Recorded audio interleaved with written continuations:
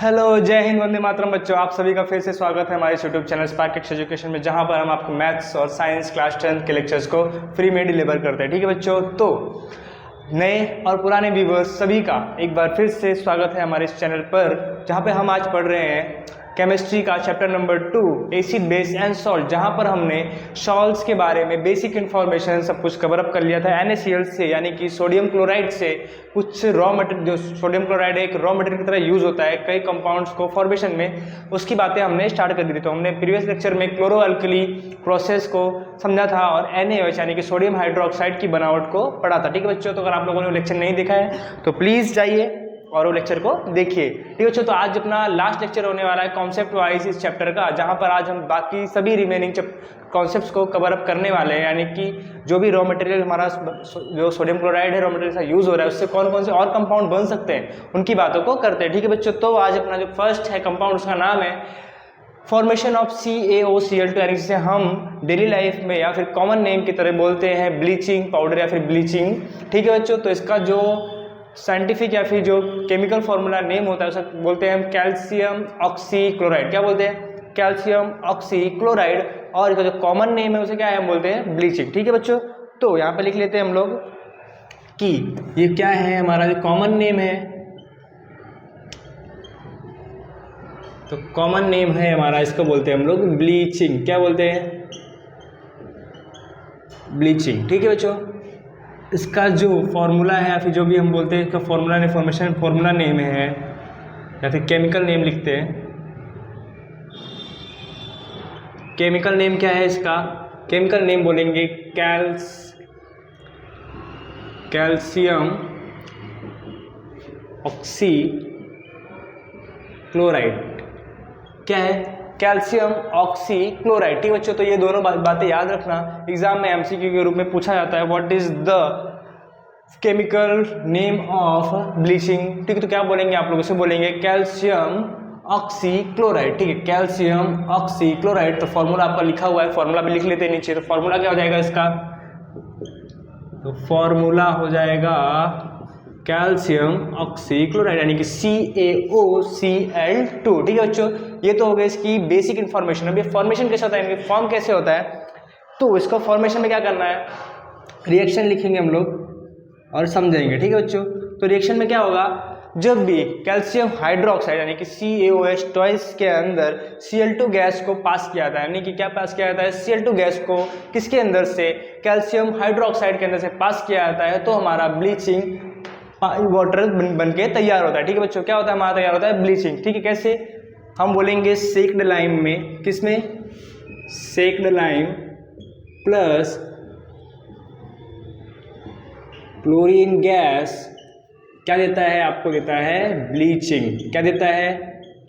Bleaching. ठीक है, तो सेक लाइम का मतलब पता होगा आप लोगों को, ये भी कोई भी क्वेश्चन पूछे तो what is a slaked lime? Slaked lime को क्या बोलते हैं हम लोग, फॉर्मूला होता है सेक लाइम का कैल्शियम हाइड्रोक्साइड यानी कि CaOH ट्वाइस। क्या नाम है इसका? CaOH ट्वाइस यानी कि कैल्शियम हाइड्रोक्साइड को दूसरा नाम जो है उसे क्या बोलते हैं हम लोग, सेक लाइम। ठीक है बच्चों, तो ये सब जो नाम है जनरल नेम है, इनको सब याद रखिएगा आप लोग। एग्जाम्स में क्वेश्चन MCQ टाइप में पूछा जाता है कभी कभी। ठीक है, तो ये हो गया आपका CaOH ट्वाइस। फिर क्या है, हमने क्लोरीन गैस पास की तो क्या बना हमारा CaOCl2 रिएक्शन आप बैलेंस कर लेंगे, आपको आता होगा बैलेंस करना। ठीक है बच्चों, तो फर्स्ट चैप्टर आप लोगों को पढ़ा होगा रिएक्शन को बैलेंस करना। ठीक है, तो हमने बैलेंस नहीं किया है तो क्या लिखा है, CaOH ट्वाइस और Cl2 गैस। फिर क्या निकल जाता है, थोड़ा सा वाटर में निकल जाता है, वो आप लोग देखेंगे कि वाटर इसमें कंसिस्ट होता है इसके फॉर्मूले में ही। ठीक है, तो ये तो आपका फॉर्मूला है, इसको भी छोड़ दीजिए, इतनी बातें बाकी आगे क्लास में आएगा आपको। तो क्या है, सेक लाइन में जब भी क्लोरीन गैस पास की जाती है तो हमारा ब्लीचिंग बनके तैयार होता है। ठीक है बच्चों, तो इसका यूज कहाँ पे, तो आप बोलेंगे सर NaCl कहाँ आया इसमें, तो हम बोलेंगे बच्चों यहाँ पे जो हमने NaCl का क्लोरीन गैस है वो कहाँ पे आया, यहाँ पे यूज हुआ है, इसलिए हम उसको बोलते हैं रॉ मटेरियल ऑफ NaCl, यानी कि NaCl के रॉ मटेरियल से हमारा बनकर तैयार हुआ है कौन, CaOCl2 यानी कि हम बोलेंगे ब्लीच। ठीक है, तो इसका कुछ यूज होता है डेली लाइफ में, यूज क्या होता है उसको भी देख लेते हैं। तो यहाँ पे लिख लेते हैं यूजेस ऑफ CaOCl2 यानी कि CaOCl2 की कुछ यूजेस। तो आप लोगों को पता होगा, अगर आपके कपड़े में दाग लग जाता है व्हाइट कपड़े में, ठीक है, तो क्या करते हैं, मम्मी बोलती है इसको ब्लीच कर देते थे। ब्लीच का मतलब क्या होता है, हम हिंदी बोलते हैं अभिरंजक, क्या बोलते हैं उसे? अभिरंजक, यानी कि रंग को हटाने वाला। क्या बोलते हैं उसे? रंग को हटाने वाला। ठीक है, तो इसका यूज होता है इन इंडस्ट्रीज,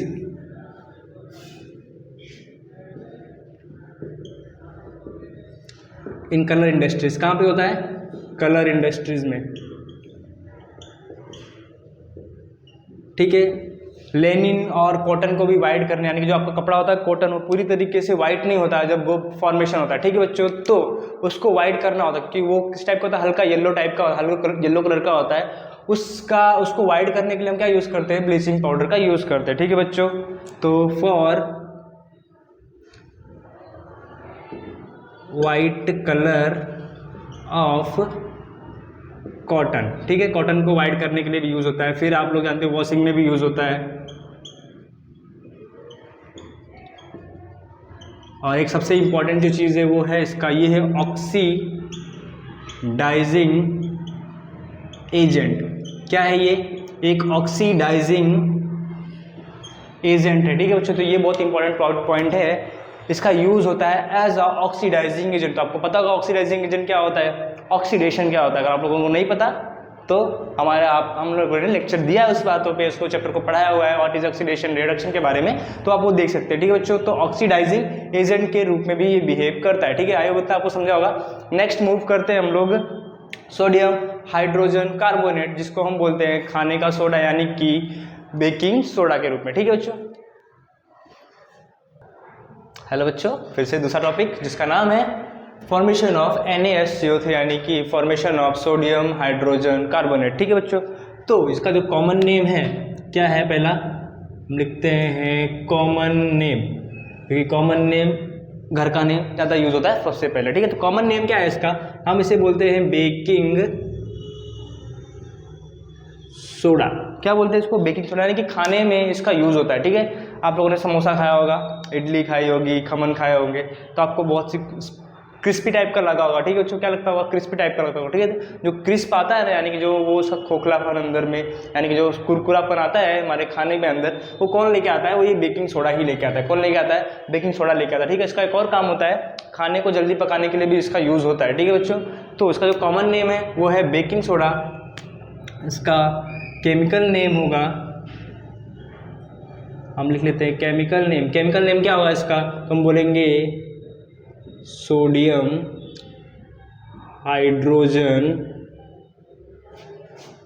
कार्बोनेट। क्या है?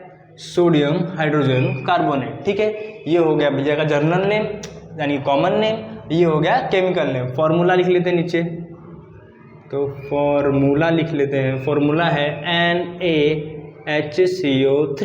ठीक है बच्चों, तो ये तीन बातें याद रखना, MCQ में पूछी जाती है ये सब बातें, क्वेश्चन आए ना आए, लेकिन ये सब बातें कभी कभी एग्जाम में पूछा। तो फॉर्मेशन कैसे होता है? रिएक्शन देख लेते हैं इसका। तो क्या होता है रिएक्शन में?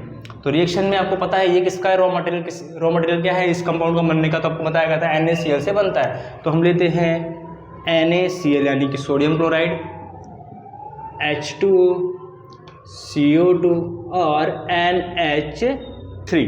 ठीक है, ये सब बातें याद रखना है। किससे क्या बोलते हैं हम लोग? इसे बोलते हैं सोडियम क्लोराइड। ये है हमारा पानी, ये है कार्बन डाइऑक्साइड, ये है हमारा अमोनिया। क्या है? अमोनिया। ठीक है बच्चों, तो इससे बनके मिलके बनता है हमारा क्या, जो बनाना था हमें, क्या बनता है हमारा NaHCO3 यानी कि सोडियम हाइड्रोजन कार्बोनेट। और एक और चीज़ें बनती हैं यहाँ पे NH4Cl, इसे हम बोलते हैं ammonium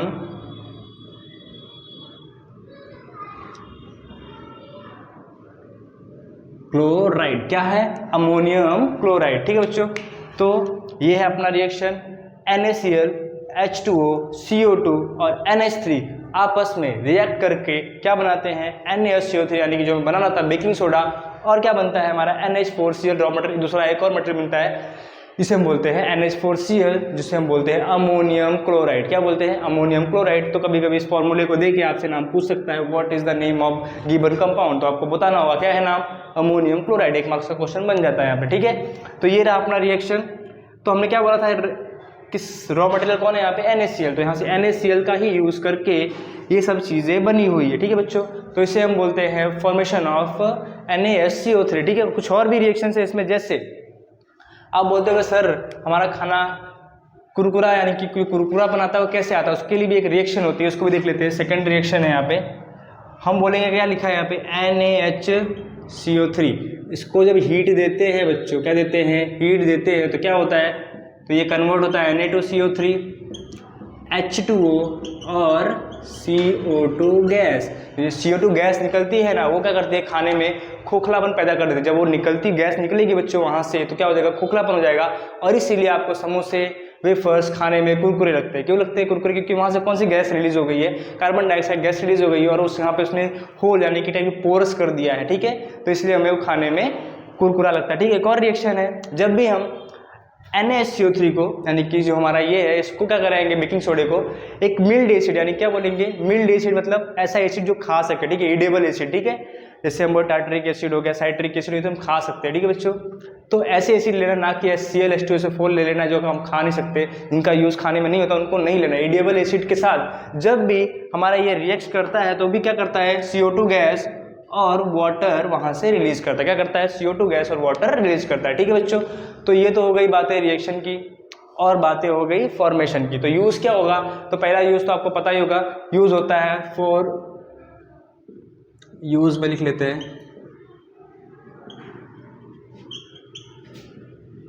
for making crispy food, ठीक है बच्चों। इन बेकरी, बेकरी में भी यूज होता होगा। आप लोग पाव खाते होगे, टोस्ट खाते होगे, ब्रेड खाते होगे, तो आपने देखा होगा टोस्ट और ब्रेड में हल्के से होल दिख रहे होते हैं, बीच बीच में दिखते हैं ना, कभी कभी आप ध्यान से देखना, वहाँ पे होल से दिखते हैं। तो होल्स क्यों दिखते हैं, कार्बन डाइऑक्साइड गैस वहाँ से निकलती है, जिससे वो भी क्या होता है, हमारा क्रिस्पी होता है और खाने में अच्छा लगता है, ठीक है। तो बेकरी में यूज होता है इसका यूज़। और भी बहुत सारे यूज़ हैं जो हमें देखने हैं, जैसे इसका यूज़ हो सकता है फॉर्मेशन ऑफ वॉशिंग सोडा में, किसमें, वॉशिंग सोडा के फॉर्मेशन में भी, यानी कि ये जो रिएक्शन है हमारी, इस रिएक्शन का हम यूज़ कर सकते हैं, किस लिए, फॉर्मेशन ऑफ वॉशिंग सोडा में भी यूज़ कर सकते हैं, ठीक है। तो आई होप इतना आप लोगों ने समझा होगा। और भी यूजेस है तो आप लोग बुक में वो सब पढ़ सकते हैं, क्योंकि उसमें ज़्यादा कुछ इंपॉर्टेंट जैसा है नहीं, आप बुक से पढ़ के वो सब चीज़ें लिख सकते हैं, ठीक है बच्चों। तो ये है अपना topic, formation of NaOCO3 cover up हो गया। अब इसके बाद का जो टॉपिक है इसे बोलेंगे फॉर्मेशन ऑफ Na2CO3 यानी कि वॉशिंग सोडा की बात, ठीक है बच्चों। तो बच्चों नेक्स्ट टॉपिक यानी कि फॉर्मेशन ऑफ Na2CO3 यानी कि N210H2O, ठीक है। तो इसे क्या बोलते हैं हम लोग, इसका कॉमन नेम है, इसका कॉमन नेम हम बोलते हैं वॉशिंग सोडा। क्या बोलते हैं, वॉशिंग पाउडर निरमा यानी कि वॉशिंग सोडा, ठीक है। क्या है, washing soda. Chemical name sodium carbonate, ठीक है। फॉर्मूला होता है Na2CO3 × 10H2O। तो ये 10H2 की कहानी हम इसके बाद टॉपिक में समझने वाले हैं कि ये 10H2O होता क्या है, ठीक है।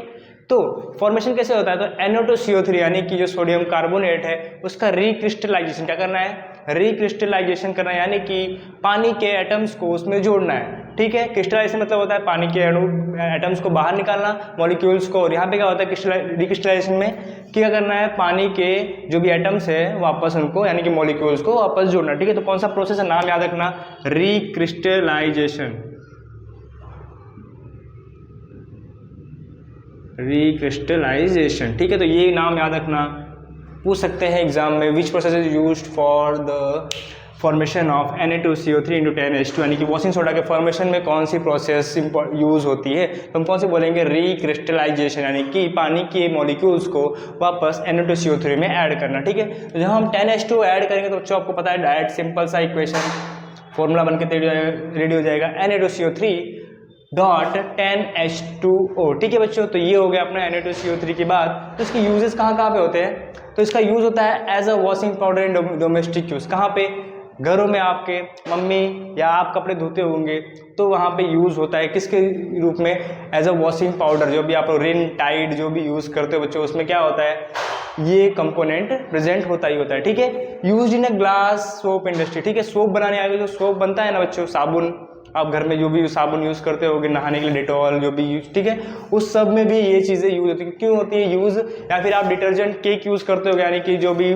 बार्स आते हैं साबुन कपड़े धोने वाले, उसमें भी ये यूज़ होता है, ठीक है। क्योंकि वॉशिंग सोडा ही है, यानी कि धोने का काम तो करेगा ही, ठीक है। जो आपका केक होता है उसमें भी यही चीज़ें यूज़ होती है, ठीक है। सोप इंडस्ट्रीज में इसका यूज़ होता है। फिर आता है use in formation of borax. तो बोरेक्स का भी यूज़ होता है क्लीनर के रूप में, कपड़े क्लीनर के लिए, वॉशिंग के लिए भी इसका यूज़ होता है, ठीक है। तो बोरेक्स बनाने के फॉर्मेशन में भी यूज़ होता है, ठीक है। आपको बोरेक्स के बारे में क्लास 12th में अच्छे से समझ में आएगा। वहाँ पे आपको क्लोरीन के जो भी पढ़ाए जाएंगे मॉलिक्यूल्स के बारे में, यानी क्लोरीन से बनने वाले जो भी बताए जाएंगे formation of compounds by chlorine, वहाँ पे बोरेक्स यूज़ होने वाला है, ठीक है बच्चों। तो बोरेक्स आएगा वहाँ पे, आपको समझ में आएगा, ठीक है। सोडियम के कंपाउंड में आता है, ठीक है, सोडियम और क्लोरीन के।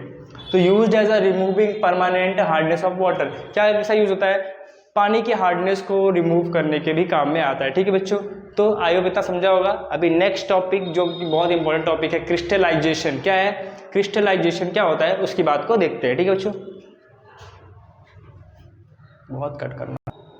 तो नेक्स्ट टॉपिक स्टार्ट करते हैं, जिसका नाम है क्रिस्टलाइजेशन। क्या है नाम, क्रिस्टलाइजेशन। तो क्रिस्टलाइजेशन क्या होता है बच्चों, देखो आप एग्जाम्पल समझते हैं। इससे आपको पता होगा जो कॉपर सल्फेट होता है, क्या होता है, कॉपर सल्फेट होता है, इसका आपको पता होगा कलर क्या होता है, इसका कलर होता है, आपको पता होगा ब्लू होता है। क्या होता है, ब्लू, ठीक है। लेकिन जब आप कॉपर सल्फेट को क्या करोगे, एक टेस्ट ट्यूब में लेकर गर्म करोगे, क्या करोगे, गर्म करोगे, तो क्या होगा, धीरे धीरे आप देखोगे कि जो ब्लू कलर है वो गायब हो जाएगा, और जो टेस्ट ट्यूब के साइड में क्या आ जाएगा, वाटर ड्रॉपलेट्स आपको दिखेंगे। क्या दिखेंगे, वाटर ड्रॉपलेट्स, यानी कि पानी की बूंदें दिखने वाली है, ठीक है बच्चों। तो इससे क्या समझ में आता है कि जो कॉपर सल्फेट हमें सूखा दिख रहा था वो बिल्कुल सूखा नहीं था, उसके अंदर कुछ ना कुछ पानी के एटम्स प्रेजेंट थे। क्या थे, पानी के एटम प्रेजेंट थे, ठीक है। तो जब आपने पानी को गर्म किया, यानी कि जो कॉपर सल्फेट को गर्म किया, तो पानी के जो एटम्स या मॉलिक्यूल्स क्या हो गए, वो बाहर निकल गए। क्या निकल गए, बाहर निकल गए, और उसने क्या होगा, कलर ब्लू से किस में कन्वर्ट हो गया, ब्लू से कन्वर्ट हो गया व्हाइट में। क्यों हो गया व्हाइट में, क्योंकि इसमें जो पानी के मॉलिक्यूल्स थे वो क्या हो गए, बाहर निकल गए, ठीक है। तो इसी प्रोसेस को हम बोलते हैं क्रिस्टलाइजेशन, यानी कि ये पानी के एटम को बाहर निकल जाना, ठीक है। तो ये होता है हमारा क्रिस्टलाइजेशन, ठीक है। तो क्रिस्टलाइजेशन में एक और बातें होती है कि जो हमारे ड्राई सॉल्ट्स होते हैं ना, इनके अंदर क्या होता है, जो मॉलिक्यूल होता है वाटर का, वो क्या होता है, फिक्स होता है। क्या होता है, वाटर मॉलिक्यूल्स फिक्स्ड अमाउंट होते हैं। ऐसा नहीं कि आप कुछ भी ऐड करो, जितना मन होगा उतना ऐड कर दोगे, ठीक है। वो फिक्स्ड अमाउंट में ही होता है। जैसे आप लोग देखोगे यहाँ पे कॉपर सल्फेट इंटू 5H2, इसका फॉर्मूला होता है कॉपर सल्फेट इंटू 5H2। तो यहाँ पे देखेंगे आप लोग 5 एटम्स है किसके, 5 मॉलिक्यूल किसके हैं, हम लोग बोलेंगे यहाँ पे है H2O के, ठीक है। फिर आप एक दूसरा देखेंगे NO2CO3, आपने देखा अभी क्या, अभी NO2CO3 इंटू 10H2O, वहाँ पे भी कितने थे हम बोलेंगे, यहाँ पे भी 10 एटम्स प्रेजेंट है, ठीक है बच्चों। तो ये क्या होता है, ये फिक्स अमाउंट होता है, आपको अपने घर से नहीं लाकर ऐड करना है, ठीक है। जो फॉर्मूले में होता है वही क्या होता है, उसके अंदर फिक्स्ड अमाउंट में वाटर मॉलिक्यूल होते हैं, ठीक है। तो इसी का एक बेटर एग्जांपल है, यानी कि बेटर एग्जांपल हम बोलते हैं प्लास्टर ऑफ पेरिस। क्या बोलते हैं, प्लास्टर ऑफ पेरिस, जो इसी कॉन्सेप्ट के ऊपर वर्क करता है, और इसका बहुत बेहतरीन यूज़ होता है हमारी डेली लाइफ में और इंडस्ट्रीज में, ठीक है। तो प्लास्टर ऑफ पेरिस, जिसे हम शॉर्ट फॉर्म में बोलते हैं POP, क्या बोलते हैं, P प्लास्टर का, O ऑफ का और P। तो आप लोगों ने शायद POP का नाम सुना होगा, POP की मूर्तियाँ, ठीक है। POP के आइडल्स सुने होंगे। अभी गणपति का टाइम चल रहा है, तो शायद आप लोगों ने सुना होगा POP की जो हमारी मूर्तियाँ होती है, मिट्टी की मूर्तियाँ होती है, POP की मूर्तियाँ होती है। तो वो POP कुछ नहीं है, यही है प्लास्टर ऑफ पेरिस, ठीक है। तो यहाँ पे प्लास्टर ऑफ पेरिस बनता कैसे है, उसके रिएक्शन को देखते हैं। तो क्या करना है, कैल्शियम सल्फेट, क्या होता है, कैल्शियम सल्फेट हेमीहाइड्रेट। क्या होता है, कैल्शियम सल्फेट हेमीहाइड्रेट में 1 × 1/2 H2, यानी कि 1.5 पानी के मॉलिक्यूल्स को ऐड करने पे क्या बनता है हमारा, ये हमारा तैयार होता है जिप्सम, ठीक है। तो इसी को हम बोलते हैं क्या, प्लास्टर ऑफ पेरिस। क्या बोलते हैं, प्लास्टर ऑफ पेरिस, ये है हमारा, और ये फॉर्मूला है जिप्सम का। किसका है, ये है जिप्सम का, ये है plaster of Paris, calcium sulphate hemihydrate, ठीक है। तो ये है हमारा कैल्शियम सल्फेट हेमीहाइड्रेट, जिसे हम बोलते हैं प्लास्टर ऑफ पेरिस, ये है हमारा जिप्सम। तो एग्जाम में पूछ सकता है what is the formula of gypsum, तो आप लिखेंगे CH4 × H2O, सॉरी 2H2O। यहाँ पे 2 एटम आपको फिक्स हाइड्रोजन, सॉरी 2 मॉलिक्यूल आपको पानी के दिख रहे होंगे, ठीक है बच्चों। तो इसका यूज़ कहाँ पे होता है, तो इसका यूज़ करते हैं डॉक्टर लोग इन प्लास्टर। अगर आपके घर में या फिर कहीं पे रिश्तेदार में बाई चांस किसी की हड्डी टूटी हो तो आप क्या करते हो, वहाँ पे डॉक्टर के पास ले जाते हो। डॉक्टर क्या करता है, एक वाइट कलर का उसके ऊपर पट्टी लगाता है, ठीक है। तो जब आप टच स्टार्टिंग में क्या होता है, पट्टी लगती है तो कैसी गीली गीली सी होती है, यानी कि नरम नरम सी होती है, ठीक है। एट द टाइम से टाइम पास होता जाता है, धीरे धीरे टाइम निकलता जाता है, ये क्या करता है, पानी के एटम्स को खींचता जाता है हमारा कौन, प्लास्टर ऑफ पेरिस, और हो जाता है किसमें, हार्ड मटेरियल में कन्वर्ट होता है, जिसे हम जिप्सम बोलते हैं। तो जिप्सम की वजह से हमारा जो प्लास्टर होता है कैसा होता है, टाइट हो जाता है, ठीक है बच्चों। जो क्या करता है, होल्ड करके रखता है हमारे हाथ को या फिर हमारी हड्डियों को, जिससे वो हिले ना, ठीक है। तो डॉक्टर इसका यूज करता है किसको, किस रूप में, हड्डियों को जोड़ने के रूप में, ठीक है। इसका और यूज होता है टॉयज बनाने में, आइडल्स बनाने में, यानी कि मूर्तियां बनाने में, ठीक है बच्चों। तो इन सभी का यूज होता है कहाँ पे, खिलौने बनाने में, आइडल्स बनाने में डॉक्टर यूज करता है प्लास्टर के बनाने में, ठीक है। और भी बहुत सारे यूजेस हैं, तो आप लोग बुक में हो तो पढ़ लेना, वरना इतना आपके लिए काफी है, ठीक है। रिएक्शन लिखिएगा, आप एग्जाम में पूछा what is plaster of Paris, तो आप रिएक्शन लिखिएगा प्लास्टर ऑफ पेरिस की, ये बातें लिख दीजिएगा। कैल्शियम सल्फेट हेमीहाइड्रेट होता है, इसमें 1/2 यानी कि 1.5 एटम मॉलिक्यूल किसके डालते हैं हम लोग, H2O के डालते हैं, और कन्वर्ट हो जाता है जिप्सम में। जिप्सम क्या करता है, यहाँ से वाटर को लेके यहाँ एक हार्ड मटेरियल में कन्वर्ट हो जाता है, ठीक है। ये होता है नरम, यानी कि पानी है तो उसमें हल्का गीला गीला सा होता है, लेकिन जैसे ही इसमें से और पानी ऐड होते हैं ये कन्वर्ट होता है हार्ड मटेरियल जिप्सम में, ठीक है। तो इसका यूज होता है, डॉक्टर लोग प्लास्टर में करते हैं, टॉयज बनाने में, और आइडल्स यानी कि मूर्तियां बनाने में होता है, ठीक है बच्चों। तो ये हो गया अपना दी एंड ऑफ द चैप्टर, यानी कि सारे कॉन्सेप्ट्स क्लियर। तो नेक्स्ट लेक्चर में बच्चों हम कुछ एनसीईआरटी एग्जाम्पलर्स, कुछ बोर्ड्स के क्वेश्चन